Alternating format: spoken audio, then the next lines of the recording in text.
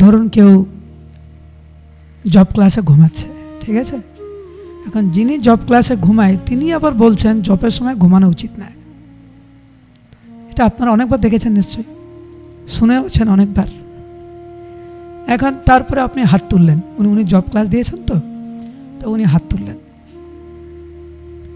আপনি যদি প্রশ্ন করেন যে প্রভু বা মহারাজ, আপনি যে বলছেন জবের সময় ঘুমানো উচিত না, আপনি তো ঘুমান জবের সময়, এটা আবার কেমন হলো?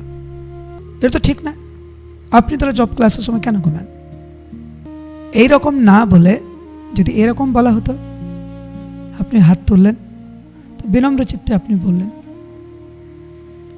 যে প্রভু আমরা বুঝতে পারি যে কিভাবে জবের সময় একদম ঘুমানো উচিত না, কিন্তু আমরা কখনো কখনো দেখি যে কিছু ভক্ত জপের সময় ঘুমিয়ে পড়েন, বা কখনো কখনো আমরা দেখি কোনো উন্নত ভক্ত জপের সময় ঘুমিয়ে পড়েন।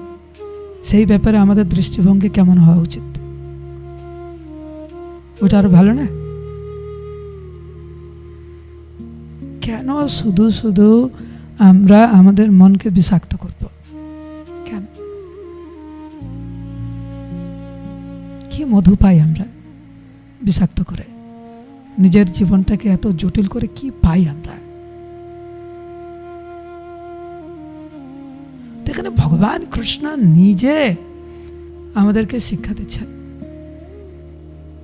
নন্দ মহারাজ এই যে ইন্দ্রযজ্ঞ করছেন, এটা ভগবানের পছন্দ না। অনেক কারণ আছে, আমরা শুনবো, আস্তে আস্তে শুনবো ভগবানের কেন পছন্দ ছিল না।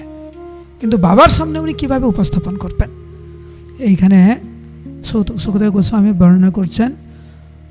প্রশ্রয় অবনত, বিনম্রভাবে প্রণত হয়ে অপৃচ্ছদ তিনি জিজ্ঞাসা করলেন,